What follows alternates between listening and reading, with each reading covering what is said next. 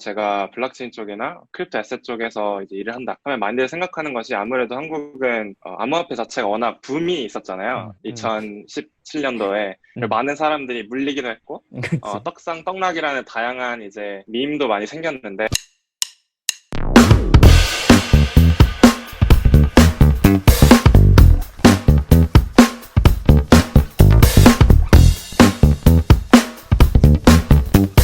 오늘 줌터뷰는 크립토 펀드 해시드의 미국 투자 리드를 맡고 있는 김백겸님을 모시고 같이 이야기를 나눠볼 예정이고, 백겸님 같은 경우에는 미국에서 학부 공대 마치고 아마존 본사에서 소프트웨어 엔지니어 일하다가 크립토 펀드인 해시드에 이렇게 조인을 하셔서 한국에서 한 10개월 정도 일을 하고 지금은 미국에서 미국 투자 담당을 하고 있어요. 그래서 VC로 일을 하고 있는데 어떤 일을 하고 있는지 뭐 그런 얘기를 좀 들어보려고 해요. 크립토 펀드라는 디피니션 자체도 되게 새로운 건데 한 3년 전에 이제 크립토 산업 자체가 좀 부밍하기 시작하면서 나타난 펀드의 형태들인 것 같아요. 근데 이런 그 형태를 가진 펀드들이 나오게 된 배경이 뭐냐면 디지털 자산, 그러니까 음, 비트코인이나 다른 그 크립토 자산들이라는 것들이 뭐 형이나 저나 이 업계에서 블록체인 업계에서 일하는 사람에게는 자산이지만 기존의 금융시장이나 아니면 정부가 봤을 때는 자산으로 관주가 되어 있지 않잖아요. 이제 음, 한국도 올해 3월에 이제 법이 패스돼가지고 이제 자산으로서 어떻게 핸들할지 이제 진행이 되고 있는 상황인데 그런 환경 속에서 3년 전, 4년 전에 어떻게 이 에셋에 투자하는 것을 정당화할 것이냐 이게 되게 어려운 문제였거든요. 그래서 그 많은 펀드들이 트레디셔널 VC들은 이제 LP가 있죠. 출자를 받은 그 펀드들의 돈을 받아서 이거 음, 운용해서 투자를 하는 건데 돈을 받아온 LP들에게 이걸 설명하기가 너무 어려운 거예요. 음, 이게 어떤 자산이고 이걸 통해서 어떤 그 수익 리턴을 할 수 있는지를 설명하기가 되게 어려운데 그래서 아예 독자적으로 빼서 새로운 비이클을 만들자 해서 나타나게 된 것들이 이제 크립토 펀드이고 그 펀드들은 지분 투자만이 아니라 대체 투자로서 크립토 에셋들 그리고 네트워크에 투자한다는 뜻이지 아니면은 이제 지분에도 투자를 할 수 있는 좀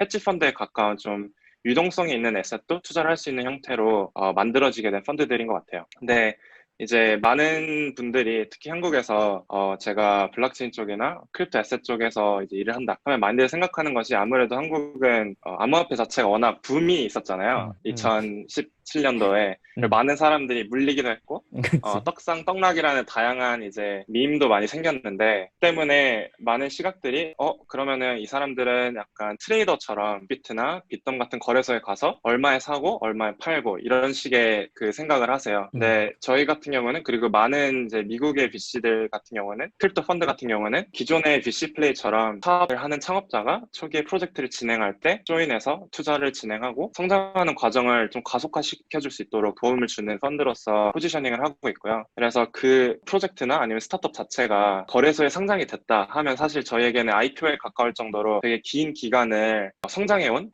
결과로 저희는 생각을 하고 있어요. 어떤 새로운 비즈니스를 만들고 가치 비교를 할 때까지 지원을 한다는 점에서는 되게 비슷한 것 같은데 이것을 다루는 그 자산의 형태가 좀 다르고 그리고 아무래도 탈중화된 네트워크라는 성격 때문에 지분 투자처럼 시드 A, B, C, D 이런 형식이 아니라 좀 다른 형태의 펀드레이징을 하게 되다 보니까 많은 분들이 이 업계를 처음 접근할 때 좀 어려움이 있는 것 같기는 해요. 다양하게 하는데요. 팀이 선호하는 방식에 따라서 맞춰서 하는 편이고 그래서 음, 이제 피아트 커런시로 뭐 원화나 달러로 하는 경우도 많고 크립토 같은 경우는 주로 이더리움이나 비트코인으로 이제 전송해서 하는 경우가 네 그래서 보통은 거래를 할 때 로펌들을 끼고 진행을 하고요. 저희는 이제 4년 차가 되고 있고 음, 초기에는 이 업계 자체가 펀드 형태가 없었기 때문에 개인 투자자의 성격에 좀 엔젤 투자 같은 식으로 진행이 됐었고 저희가 업계에 투자를 하고 파운더들과 만나서 애드빌드를 하면서 느낀 게 이거는 그냥 지금 이 ICO라는 것뿐만이 아니라 그 뒤에 매우 큰 테크 인더스트리로서 가능성이 음. 크다고 느껴서 좀 더 인스티튜셔널한 펀드로서 이제 운영을 하기 시작하겠다.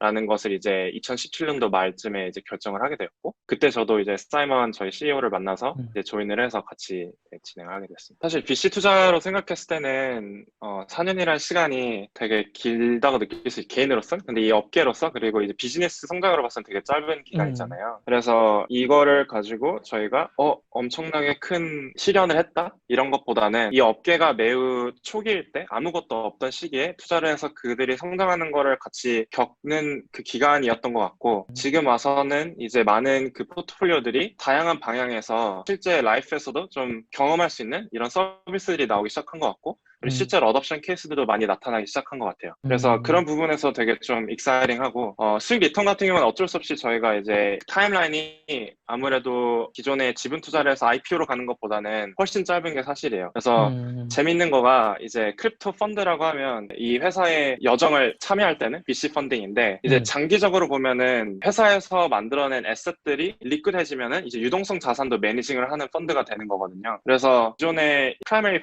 펀딩 플러스 퍼블릭 마켓에서 하는 팔로잉과 리스크 매니지먼트, 알로케이션 이런 것들도 같이 하게 되는 독특한 성격을 가지게 되는 것 같아요. 이게 크립토 업계에 들어왔지 않으면 좀 이해하기 쉽지 않은 부분일 수도 있는데 크립토 네트워크라는 것은 제가 일했던 AWS처럼 데이터 센터들을 다 모아놓고 그걸 클라우드에 올려서 그걸 쓰게 해주는 게 아니라 이 네트워크를 돌리기 위해서 수만 개의 여러 노드들이 전 세계에 돌으면서 이들이 그 컴퓨트 파워를 기여했을 때 그거에 대한 보상으로 토큰을 받는 시스템이잖아요. 하이 레벨로 했을 때. 그럼 거기서 이제 펀드가 어떤 기여를 할 수 있을까 고민을 하게 되는데 초기 프로젝트 같은 경우는 뭐 비트코인이나 이더리움 같은 경우는 워낙 보편화됐으니까 부스트래핑이 됐다고 하죠. 새로운 프로젝트 같은 경우는 그 스테이지 가기까지 이제 비트코인은 10년이 걸렸는데 이걸 좀 더 빠르게 어떻게 갈 수 있을까? 이제 스타트업이 초기에 그로스하는 프로그램이랑 비슷하다고 생각해요. 근데 크립토 네트워크 같은 경우는 초기에 시작할 때 대부분의 셰어홀더가 그 토큰의 홀더가 투자사이기 때문에 투자사가 이 토큰 이코노믹스를 좌지우지할 수 있는 힘을 가지고 있는 거기도 하거든요. 어느 정도. 이 네트워크 안에서 이루어지는 결정들이나 방향들에게도 저희가 참여를 해야 되는데 그런 부분에서 좀 액티브하게 만들어 나가는 것을 좀 저희도 새로 깨닫고 추가적으로 좀 하고 있는 것 같아요. 그래서 실제로 저희는 투자 네트워크들의 노드도 내부적으로 돌리고 있고요. AWS에서. 거버넌스 같은 경우도 예를 들면은 이 프로젝트가 어떤 에셋들을 추가하려고 한다. 그런 것들 저희가 투표를 해서 찬성, 반대 이런 거를 하기도 하고 추가적으로 이 토큰의 유틸리티가 올라갈 수 있도록 다양한 사용처를 찾는 데 파트너십을 도와주기도 하고 이런 식으로 좀 되게 재밌는 것 같아요. 이게 3년 가까이 저도 일을 했는데 여기서 매 쿼터가 하는 일이 달라져요. 3월 12일에 이제 주식도 폭락하고 크립토도 폭락하는 이제 경제적인 리세션이 왔잖아요. 근데 재밌는 게 여기서 이제 만든 로보 어드바이저가 시장 트렌드를 보면서 그 직전에 모든 걸 다 스테이블 코인으로 빼놓은 거예요. 오, 대박. 그게 이제 바이럴하게 마케팅이 되기 시작한 거예요.